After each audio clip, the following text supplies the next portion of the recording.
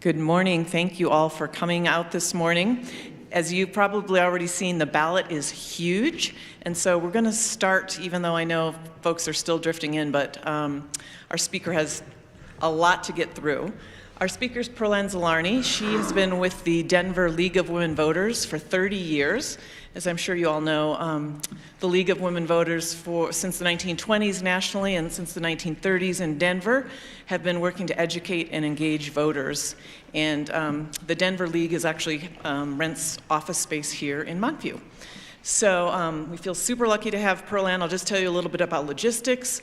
Since some of you don't live in Denver, she's going to go over the state initiatives first, and then we'll have some time for Q&A after that, and then she'll go through the Denver ballot questions, and then some Q&A after that. So, oh, and I forgot to say, at the back are some guides that you can pick. If you didn't pick them up, go run, get one. There's one for Denver and one for Colorado. And then afterwards, since it's pretty tight on time, Pearl-Ann is willing to stay for about 10 minutes to answer any questions that you might have.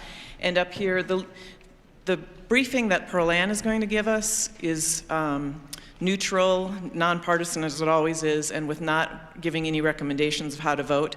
But the League has given some recommendations, and it's on a card up here. And also, Together Colorado has a voter guide on suggestions of how to vote, so you can pick those up after the briefing this morning.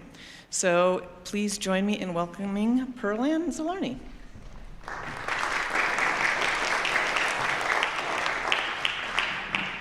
Thanks, Mary Jo. I'm so pleased to be here, especially where we have such long ties to this church. So there's 10 local and 14 state issues, so as she said, we have a bunch to go through. Oh, sorry.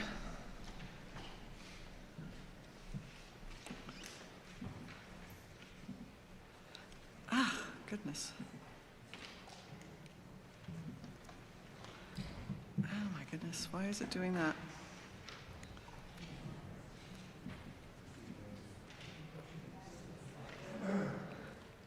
It is slideshow.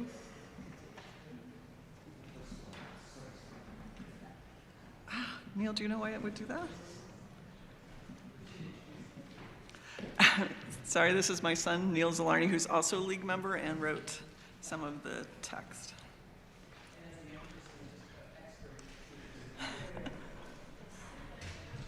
Yeah, that's weird. It's weird, right?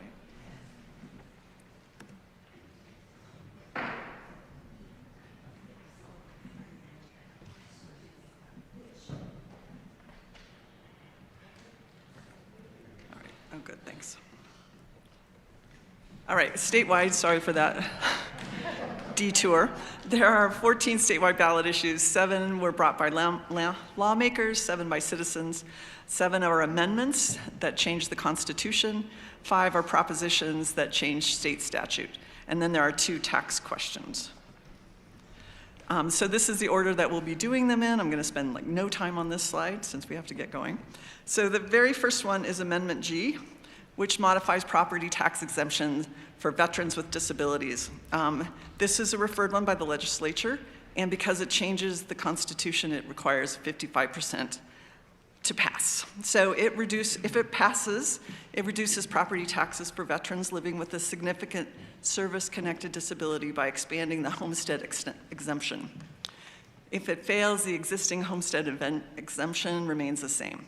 So it's on the ballot. The homestead exemption is primarily for seniors and for people with 100% permanent and total disability. This will change it so that 3,700 veterans in Colorado would also be included. It reduces the property tax collected by the counties and paid to local governments, but the state does reimburse it. It will be about $590 a year for those veterans with disabilities. And it will be for veterans with significant service-connected disabilities that makes them unable to work. All right, H, judicial discipline procedures and confidentialities. This was also referred and also requires 55%. It was placed on the ballot by the legislature with only one no vote, so there was strong, excuse me, strong support for this one. If it passes, it removes removes judges from having direct influence and oversight over discipline, and allows the info to be shared with the public more quickly.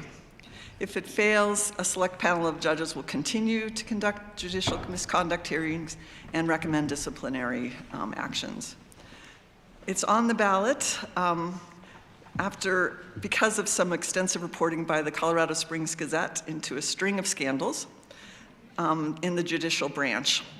So those revelations led the legislature to push for a new way to handle judges accused of wrongdoing, independent of the Supreme Court. They passed 3 bipartisan bills that changed the judicial discipline procedures and workplace culture, including this amendment. There is a fiscal impact, but it's pretty small. It would increase state costs by about $50,000 a year in a $35 million budget, which is not very much. All right, this is a little departure. It's not about the ballot issues, but the League would like to encourage you to exercise your right to vote on your judges.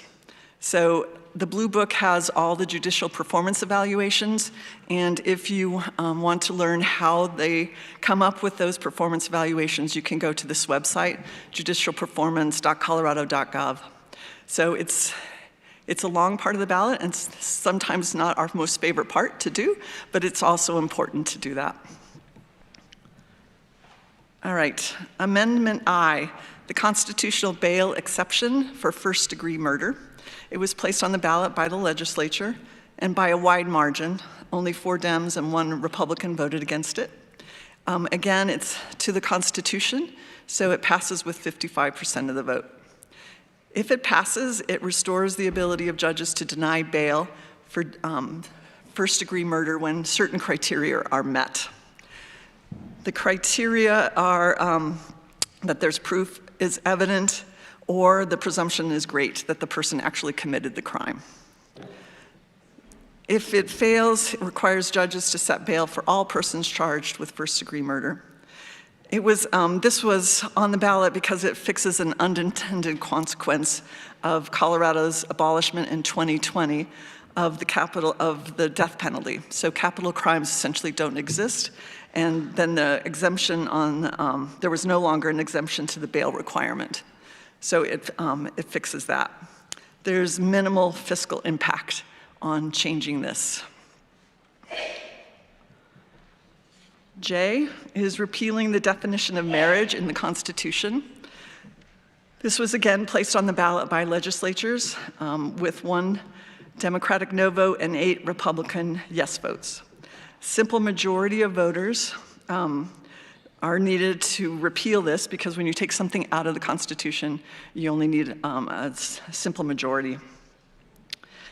9 years ago, the US Supreme Court legalized same-sex marriage across all 50 states. By passing this amendment, the state constitution's obsolete language will be eliminated and be in line with the court rulings and current federal law. It doesn't change existing statutes. So if it fails, it maintains the current language in the Constitution. Same-sex marriage will remain legal. Amendment K would modify the constitutional election deadlines. This again was placed on the ballot by the legislature. Again, an amendment to the Constitution means that it passes with 55% of the vote. It makes deadlines 1 week earlier for citizens to submit signatures for initiatives and referendums. It also moves up when judges and justices must file their declaration of intent by 1 week, and it moves up by 1 month when official text and titles are published by the legislative research staff. So if it fails, it would maintain the current constitutional deadlines for election filings and publications of ballot issues. So it's on the ballot because they'd like to allow more time to finalize the content of the ballot.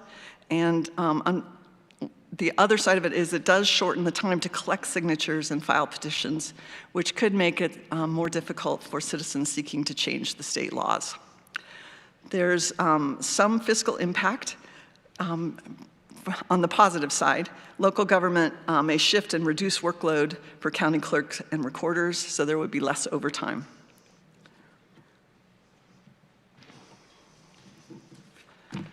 Amendment 79 is the constitutional right to abortion.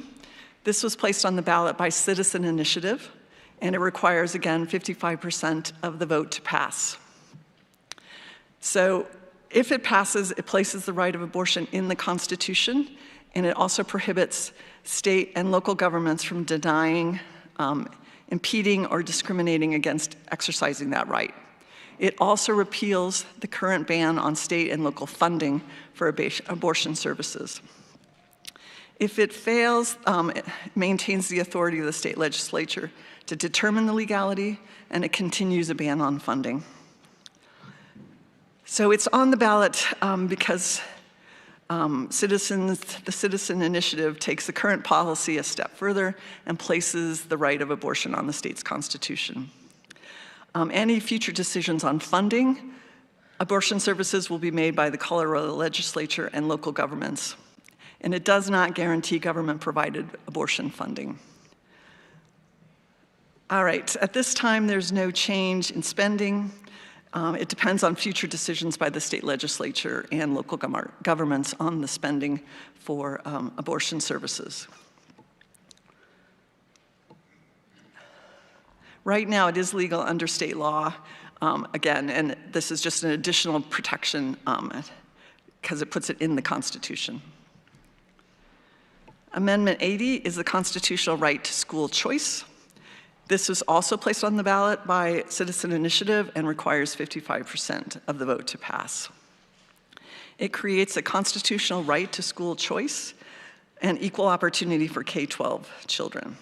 And it also establishes a new constitutional definition of school choice that includes neighborhood and charter schools, private schools, open enrollment options, and future innovations in education.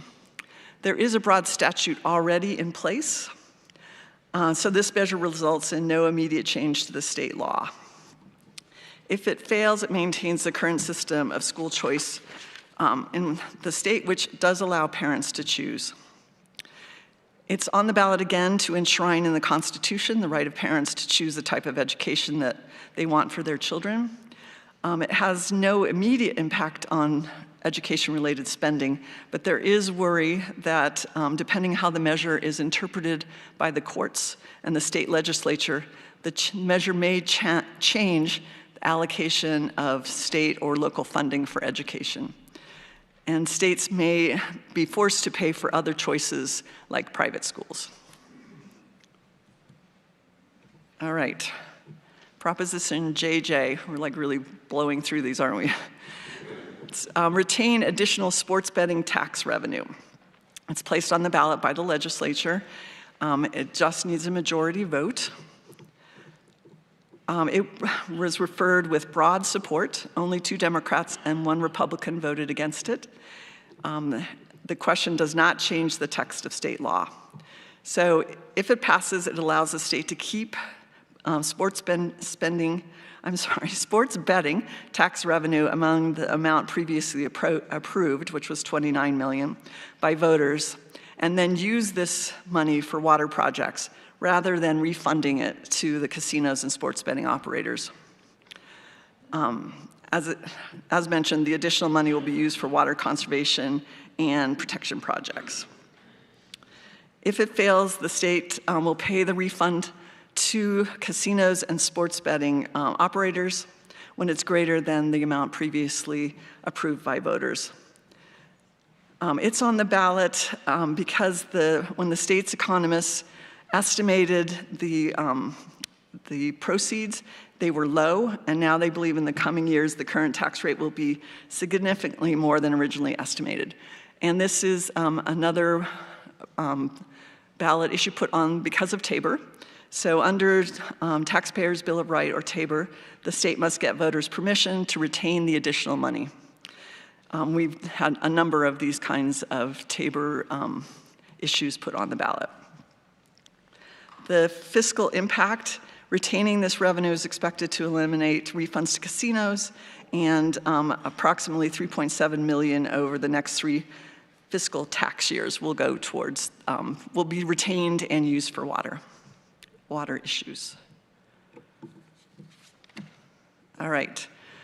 Proposition KK, firearms and ammunition excise tax. Again, placed on the ballot by legislature. This one, however, did not have broad support. It was only Democratic support, not bipartisan. The question doesn't change the text of state law, and again, needs to pass with majority vote. If passed, it creates a new tax on firearms, parts, and ammunition, and uses the revenue for crime victim services, mental health services for veterans and youth, and school safety programs. The firearms dealers are responsible for paying the new tax on their retail sales, and there is some exemptions. Small sellers with annual sales of less than $20,000, sales to law enforcement officers, law enforcement agencies, and active duty military members, along with private sales between individuals, will not be covered under this. If it fails, the state's taxation of firearms and ammunition will not change. There is a current federal excise tax on retail sales.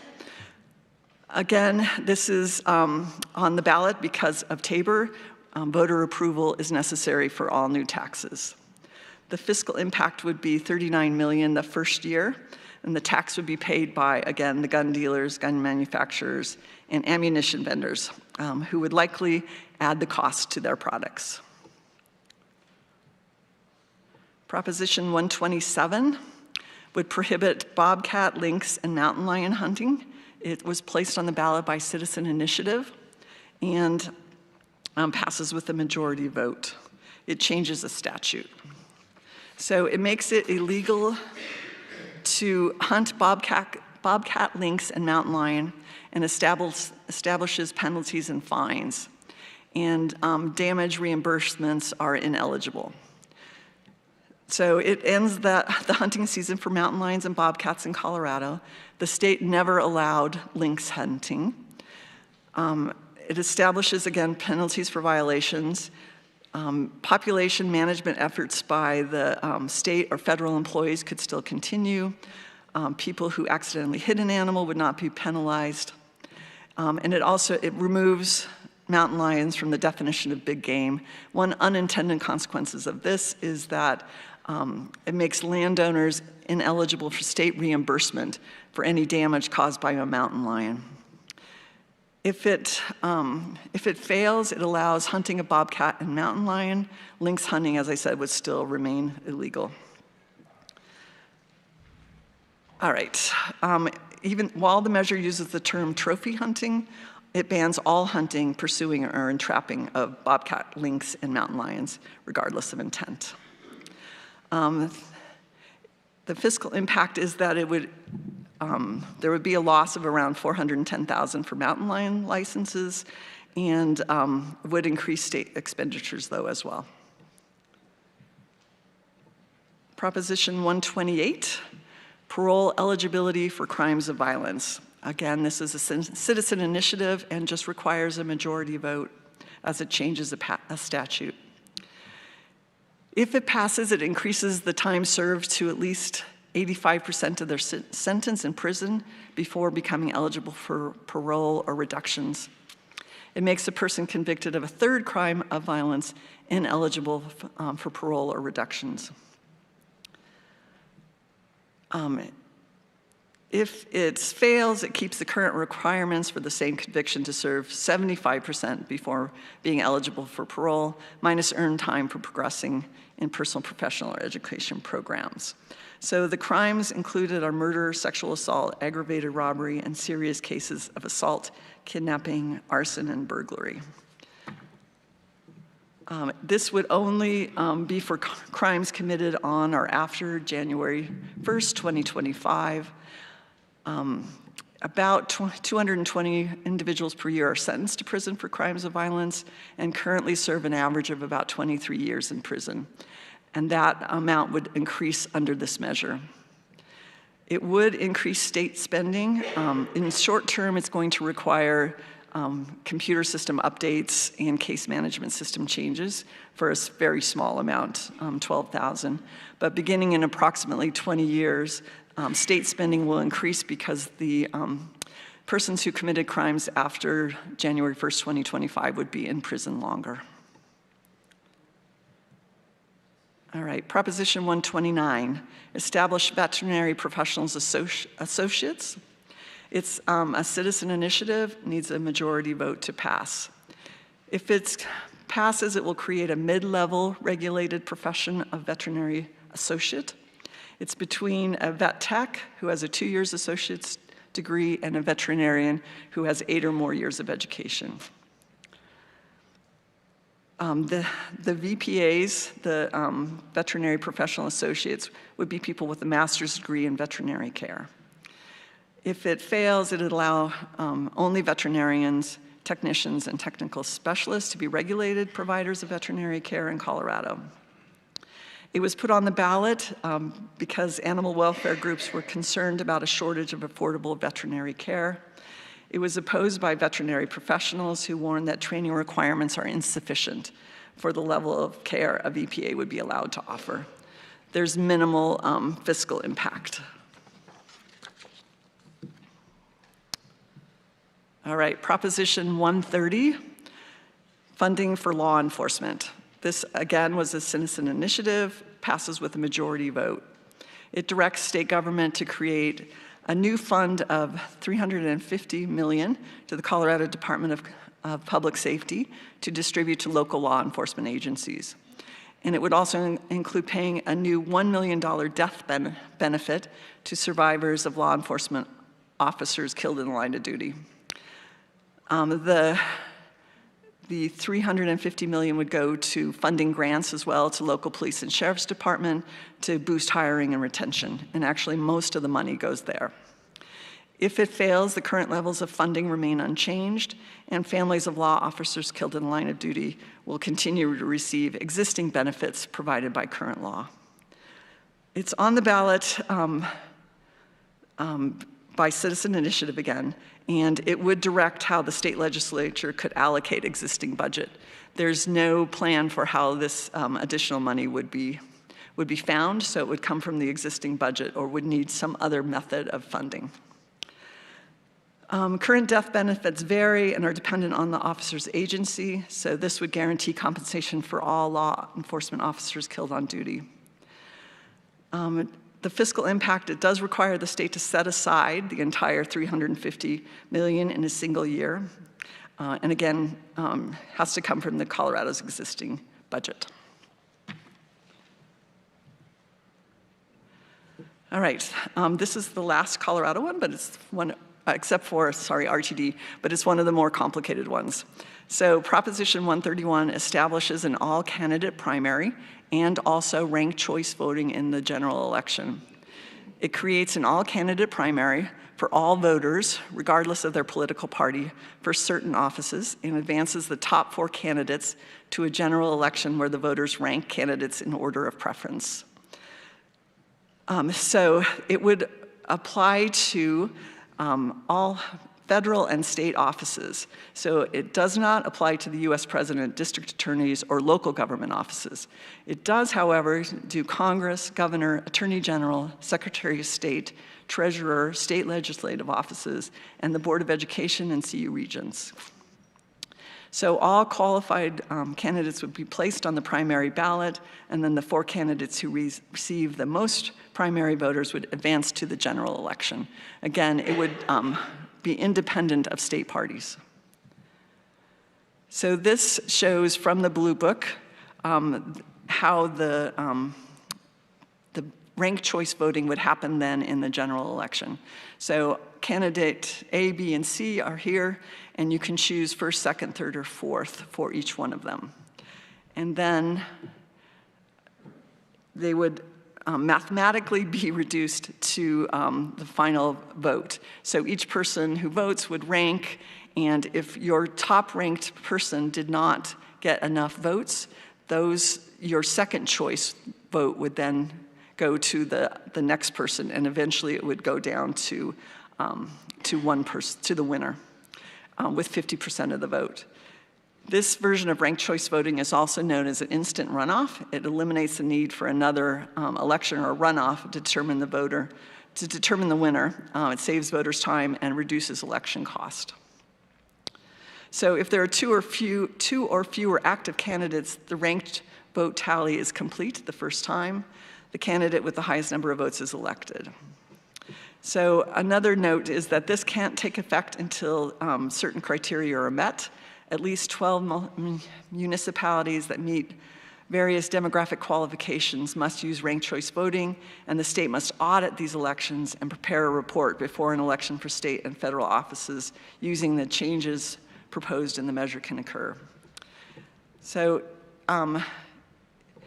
if it fails, it continues the existing primary election system and the current method of selecting candidates and counting votes at general election. It's on the ballot because, as a citizen initiative to conduct nonpartisan elections to create a more representative and functional government throughout the state.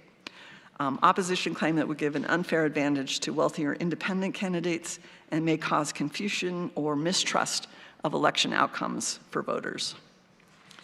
So the last Colorado one I'll go through quickly is Regional Transportation District RTD Ballot Measure 7A.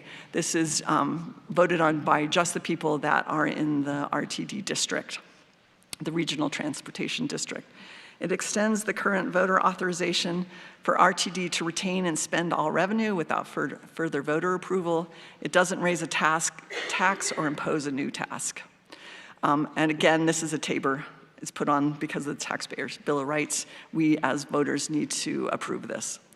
If it fails, RTD will need to cut its sales tax and or rebate the revenue in the future to citizens, as the previously voter-authorized bonds issued from 1999 are scheduled to be paid off in 2024.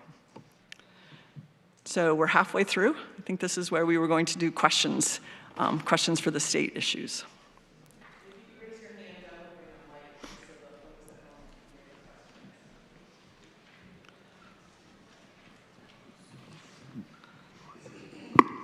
Thank you, and thank you for being here. Sure. Prop 128, you had mentioned a figure for how many people serve typically. I missed the number, 200, 300 some? 128, let me get to it. Yeah, Prop 128. Go from a 75% of your sentence to 85%. And you'd mentioned a number of, typically it's this many people incarcerated. Oh, it was 220 individuals per year. Thank you. Are sentenced to prison. And for about 23 years as well.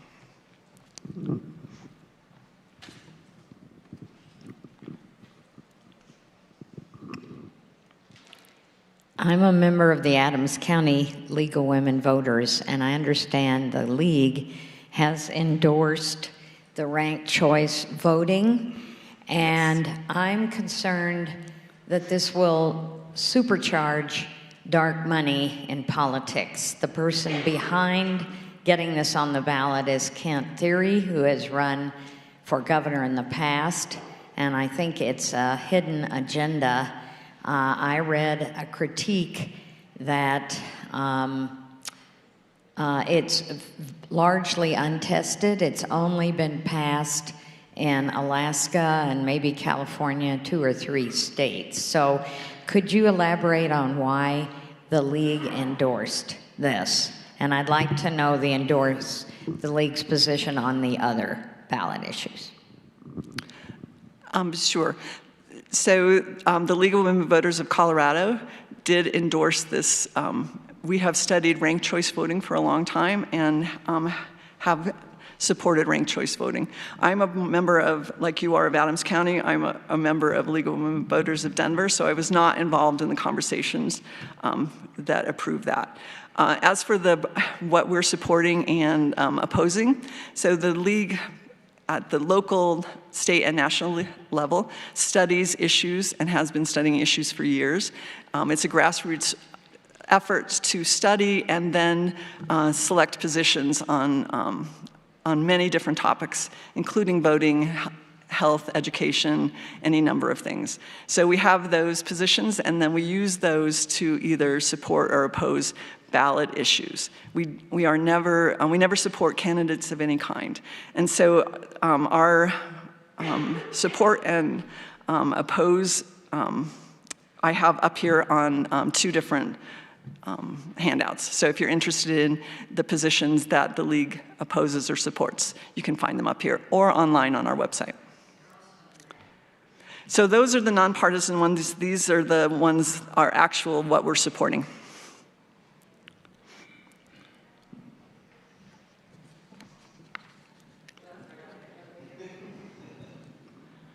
Do you know the current death benefit for families who've lost their family member? Law officers, it's dependent on where they serve, their organization. So it's not a statewide at this point.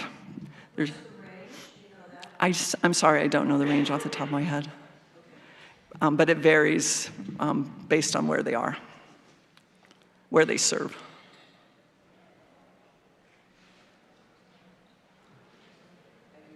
Oh, yeah.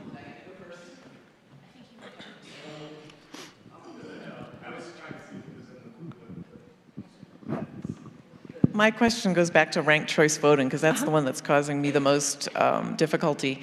I think I've read that it says that I've heard that the way this one was written is very different from most ranked choice voting systems like that is in Alaska and Canada. Do you know the difference between, like, to me, ranked choice voting seems like it must be written one way, but I've heard that this was written in a different way that opponents of this say is much more confusing and more fraught than other ways it could be written.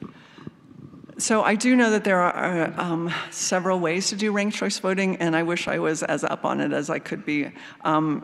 This is the way that this one works, is how I have heard it in the ones that we've studied as part of the League. But I'm sorry, I don't know the difference between the different ones. First of all, thank you for doing this. It's really helpful. My question was on Amendment 79, the constitutional right to an abortion. Uh-huh. It seems like it's pretty clear-cut, like it's just abortion will be legal under the law of Colorado. But are there any restrictions on it, or like talking about with minors need permission from parents, or restrictions on the time of the abortion, or is it just literally what it says? Like, it's literally what it says. Will there be any body that interprets it further that you're aware of, or? No, and it was put on because the citizens are worried that if the Supreme Court changes again, or if things became more difficult, it's better to have it in the Constitution. It's already in state law, so it won't change state law, the statutes that exist. I'm going back to ranked choice voting. The Denver Post is against it. They do not endorse that ballot initiative. So they wrote something on October 14th. You can go in and read what they have to say about it for another point of view, I guess. Maybe a further explanation. There's also been some discussion about that it's interesting that it got on the ballot because it seems like two issues, the full primary and then the ranked choice voting, which seem different, but they're on, which was also when we voted on Tabor and passed it, after that, they changed it that you had to have one topic for each ballot issue, so.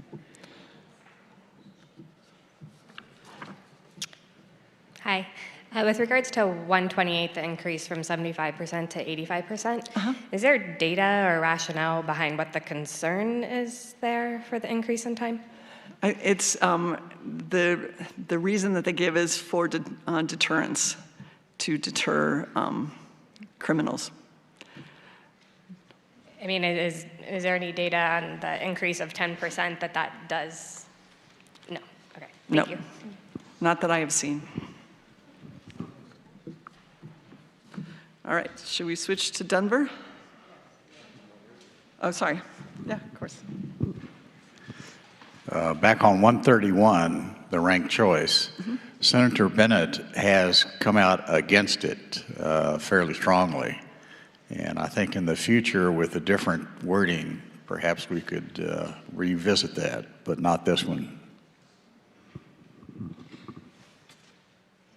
Yeah, I would say the political parties are not happy with it.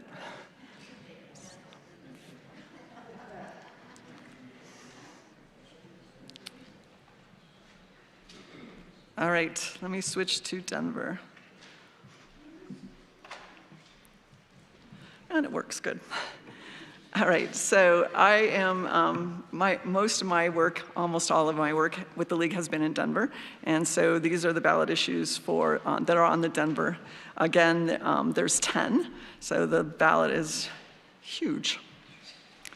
Again, we've gone through this before, but this is a little different for the local ones. A referendum is proposed by the Denver City Council, and then it's referred to citizens for a vote. An initiative is a proposal by citizens who've gathered the required numbers of valid signatures. And in Denver currently, that's 8,940.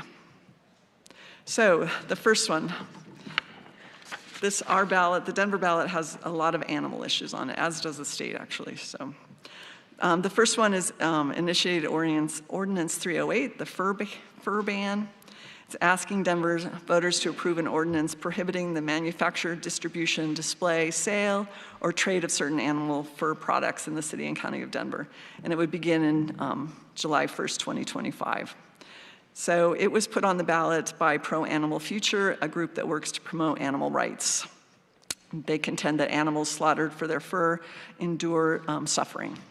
So again, this is an amendment to the municipal code. It defines a fur product as any product made in whole or in part of fur, including fashion accessories and articles of clothing. Excluded would be cowhide, lambskin or sheepskin, wool, and pelts to be used in taxidermy.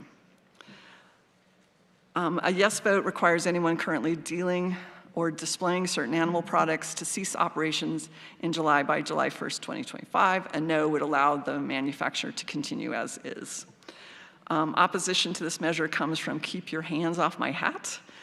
They contend that everyday items such as cowboy hats and fishing lures would be prohibited by sale in Denver. It does state that products purchased by registered members of a Native American tribe are exempt. So yes, it has little fiscal impact on the city. There would be some reduction of sales tax for the sales of fur products.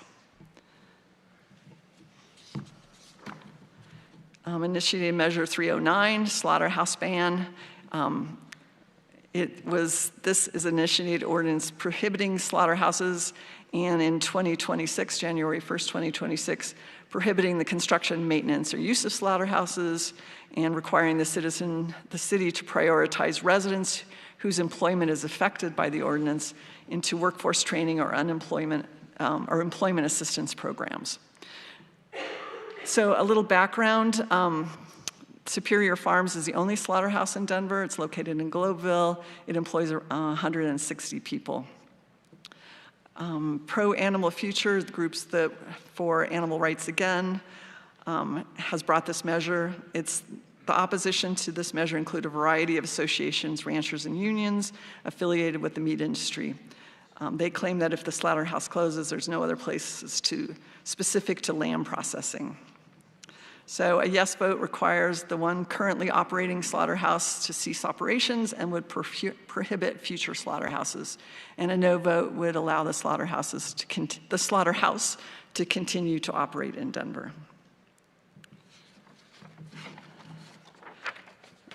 Amendment 2Q.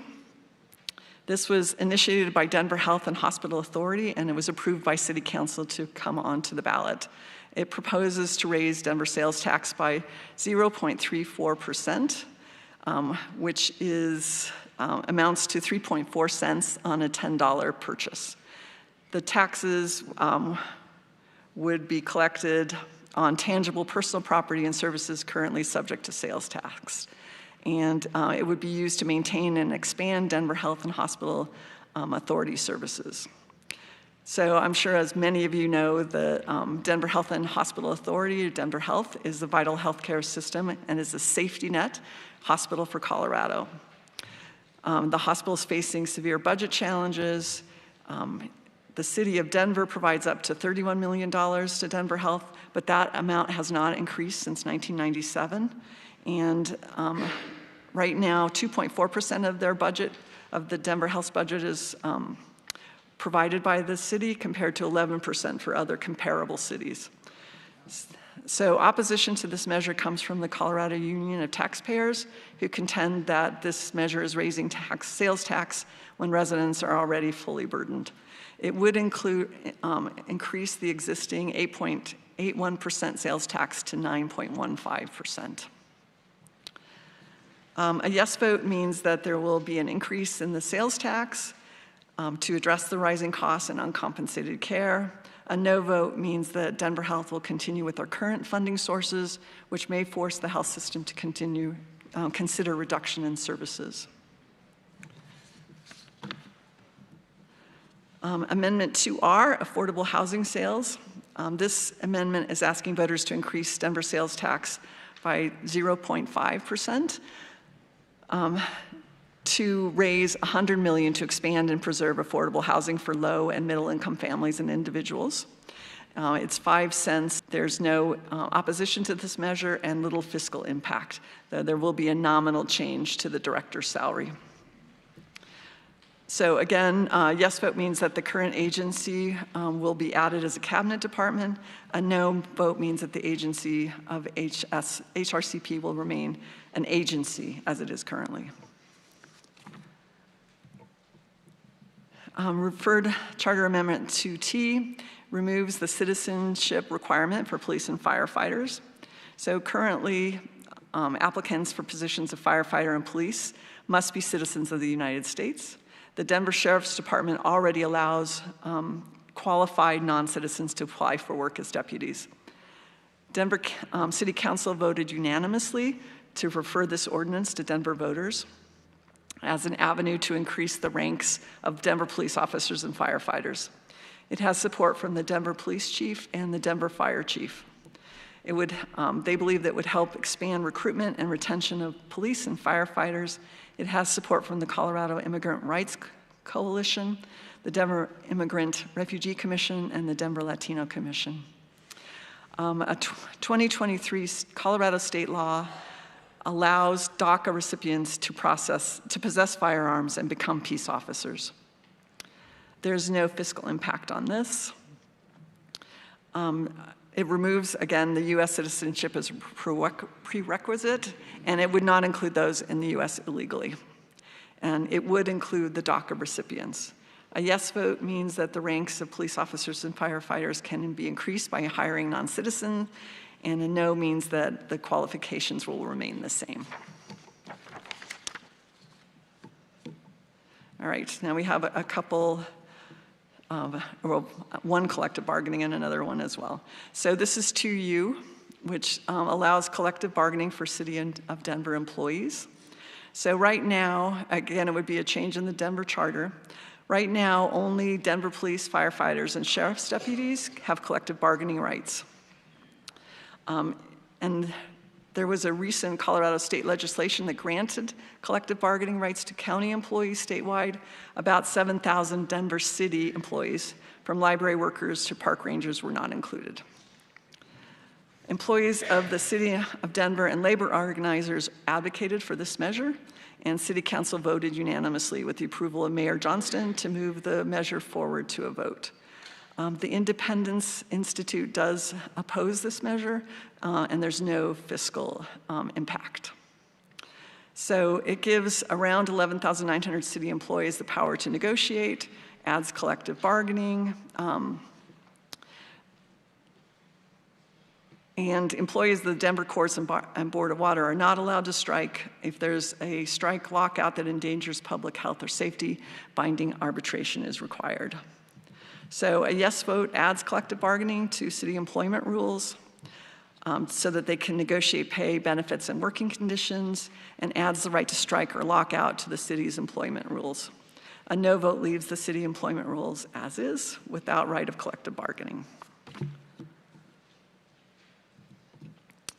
2V is binding arbitration for firefighters. It amends the charter to allow for binding arbitration in lieu of an advisory fact-finding process when an impasse occurs between the city and the firefighters during collective bargaining.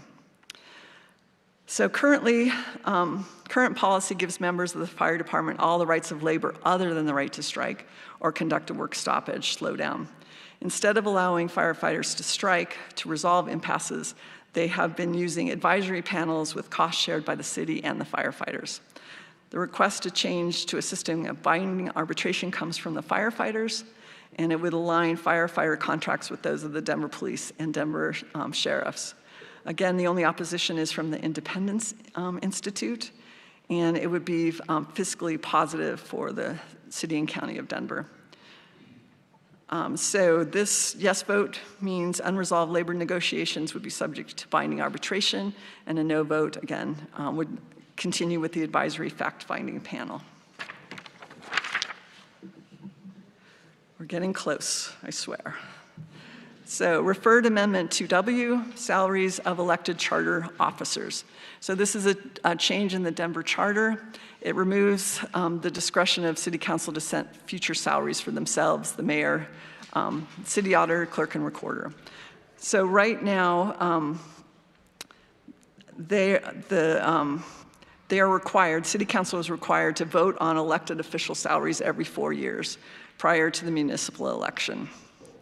This would require that the salaries be stated in city ordinance, and any future adjustments shall continue to be the lesser of either the consumer price index or the cumulative percentage change for career service Denver employees. City council members were concerned about the perception of council members setting their own salaries, brought this measure forward. It's not going to change how much they're paid, they just don't vote on it any longer. So a yes vote here means that city council will no longer vote. Instead, their salaries would be set by ordinance, and a no means that the city council will continue to be responsible for setting salaries of elected officials. Again, the last one is the more complicated one, like the ranked choice voting was. This is referred question 4A. It's a Denver school bonds measure. It would increase the debt by $975 million with a repayment cost of $1.9 billion to finance capital improvements of the district.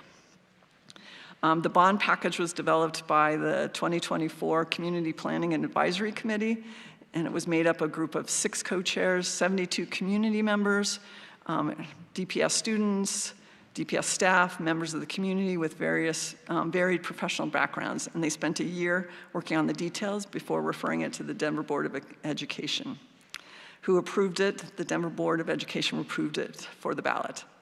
The bond issue is opposed by the Colorado Union of Taxpayers because property tax money would continue to be used to pay for improvements instead of simply paying off the previous bonds. And they said with the possibility of some schools closing, DPS should not be adding to property tax burden. All right, so the major provisions are money for critical maintenance, air conditioning, arts, athletics, and innovation, new facilities, and new learning environments, and safety and technology in the schools. All right, a yes vote would mean that the DPS would be adding $975 million in bond improvements. Taxes would not increase because they're layered over previous debt. So it extends existing taxes. It doesn't impose a new one. And schools in Denver will benefit from the improvements and maintenance.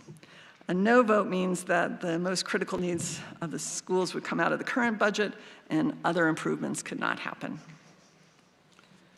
Whew, all of them.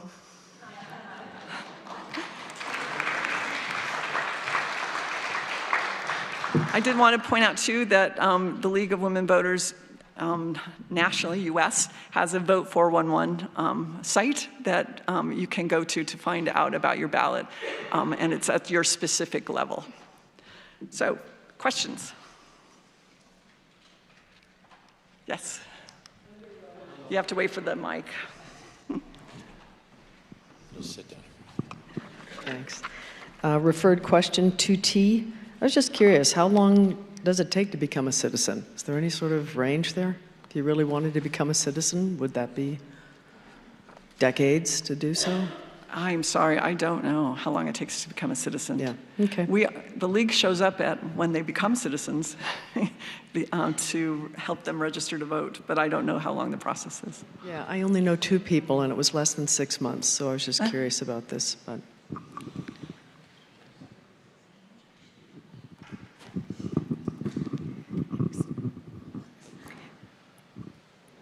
309 on the slaughterhouse issue. I'm curious how the people of Globeville feel about this particular issue. I do not know that if they have publicly said what they believe, but I would assume that some of those people who work for that slaughterhouse live in Globeville.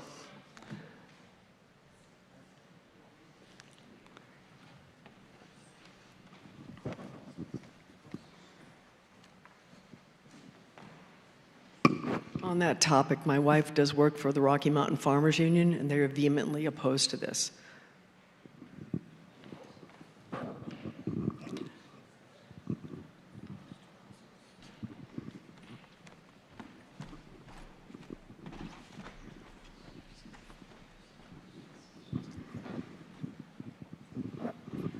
Driving around town, I see lots of apartment buildings going up, I'm guessing condos. I have a problem with funding special housing for, I don't know what the price range is for this new development, but my concern is that there's a lot of development going on, but how much of it is affordable for people? Or are we just voting in more, is more the housing for people who can afford outrageous rents? And do we have to build special housing for low-income people? Do you want to answer that one, Neil? My son Neil is the one that wrote the pros and cons for that one, so he knows more about it than I do. So it is targeted at like low-income housing. So it's not like the luxury apartments that they're going after. It is a little loose on like the ways that they can do it. Oh, closer. Okay.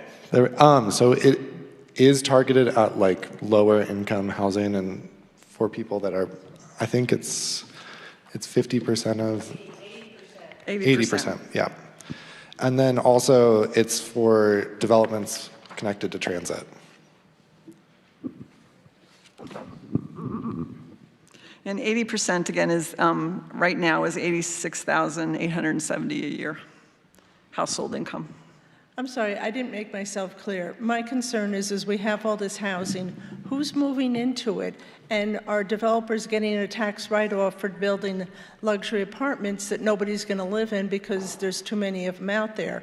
I have no problem with low-income housing. I know we need it. I've worked with people who are homeless and are low-income, and we need good, affordable housing for them.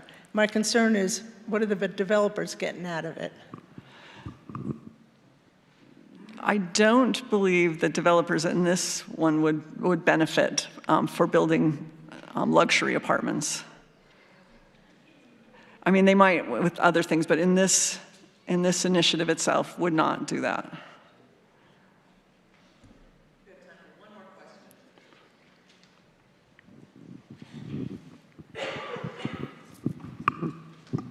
One consideration on the, two considerations on the affordable housing.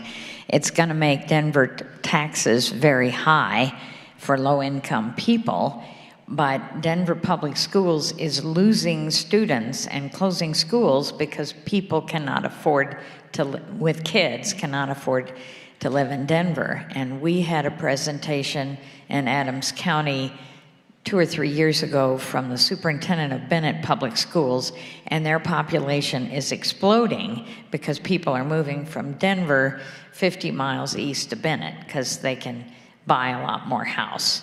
So this vote will affect the health of Denver Public Schools in terms of how many students they have to educate. All right, thank you very much.